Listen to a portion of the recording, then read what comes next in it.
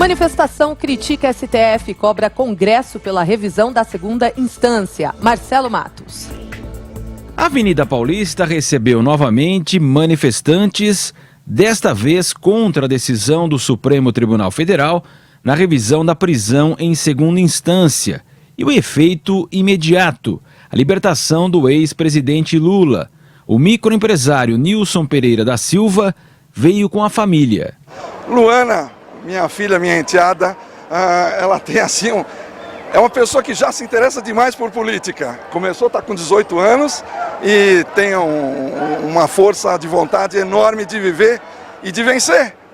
E essa vontade enorme de viver e de vencer é que faz dela essa vontade de justiça, essa sede de justiça, essa vontade de fazer as coisas certas. O ato desta vez foi realizado num sábado em razão da segunda fase do Enem neste domingo. O público não repetiu os protestos anteriores, mas obrigou a Polícia Militar a bloquear totalmente a Avenida Paulista. A aposentada Zilda Casagrande da Silva descarta idade para ir às ruas. Estou aqui justamente para defender um Brasil melhor para os meus filhos, para os meus netos, né? Já tenho idade, mas eu acho que não podemos desistir. E essa indignação que assola, sabe, os nossos corações, de saber que a injustiça está imperando. Então eu estou aqui defendendo o juiz Sérgio Moro e todos aqueles que lutaram para acabar com a corrupção. Os grupos organizados prometem ampliar uma mobilização a partir de agora em razão da decisão do Supremo Tribunal Federal. A pressão popular em direção ao Congresso, mesmo sabendo que muitos parlamentares não querem rever a prisão, a possibilidade da segunda instância. A porta-voz do Vem Pra Rua, Adelaide de Oliveira, defende a retomada das grandes mobilizações. Vai ter, óbvio, o cara que está fugindo da polícia vai tentar se salvar, que é o que está acontecendo hoje. Né? A lei de abuso da autoridade é isso, os caras querendo fugir da polícia. Agora, eu acredito firmemente que com a pressão popular haverá quórum suficiente para a gente passar a PEC, sim, tanto no Senado quanto na Câmara. A deputada Carla Zambelli promete agora o protagonismo do Congresso. Nós ficamos 3 anos com prisão em segunda instância efetivada, valendo, e agora eles não podem dizer que o entendimento simplesmente mudou.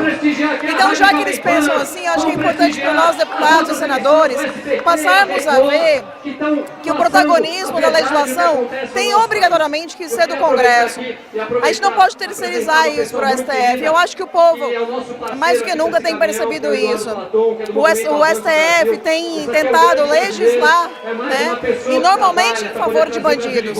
Além de São Paulo e pelo menos 13 municípios paulistas, os atos também foram realizados em outros 14 estados brasileiros.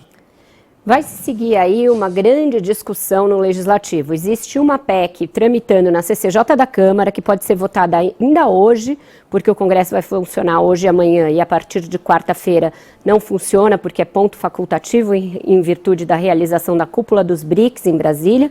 E tem outra no Senado que deve tramitar a partir da semana que vem, que também vai tramitar pela CCJ. Em algum momento elas podem se encontrar, mas não é simples aprovar isso no plenário de nenhuma das casas. Precisa de quórum constitucional, ou mesmo da reforma da Previdência, para algo que, no fim do dia, vai ser contra os partidos, contra alguns dos parlamentares, porque eles podem ser impactados por uma mudança de legislação nesse sentido. Vai sim depender muito de pressão da rua. No fim de semana os protestos não foram super cheios de gente, foram mais modestos do que os anteriores, até porque é uma discussão difícil de levar as pessoas às ruas, mas vai depender dessa mobilização. Alguns partidos já pressionam para que se feche questão a favor da medida em razão dessa pressão popular. Existe uma discussão sobre se a questão da presunção de inocência é uma cláusula pétrea da Constituição e se, portanto, poderia ser mudado por uma PEC. No fim de semana, o ministro Gilmar Mendes fez postagens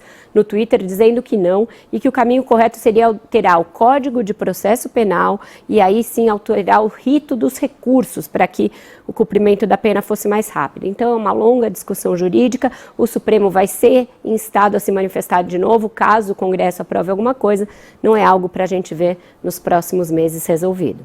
Tem essa discussão jurídica, né, e tem muita gente que defende essa mudança no Código de Processo Penal para definir de forma clara, sem qualquer dúvida, a possibilidade de execução da pena de prisão após condenação em segunda instância. E a vantagem também da mudança do Código de Processo Penal é que segue um procedimento interno muito mais simples do que uma mudança na Constituição. Além do que esse aspecto, se é cláusula pétrea ou não, o que tornaria impossível a mudança do texto constitucional. De qualquer maneira, o que é mais importante neste momento é que a sociedade, por meio de redes sociais, por meio de manifestações de rua, pressionem deputados e senadores para que efetivamente consigam adotar alguma solução, seja por meio de uma PEC, seja por meio de uma lei para mudar o Código de Processo Penal, ou até, se for o caso, para não deixar dúvidas, faz logo as duas coisas, para que essa situação seja definida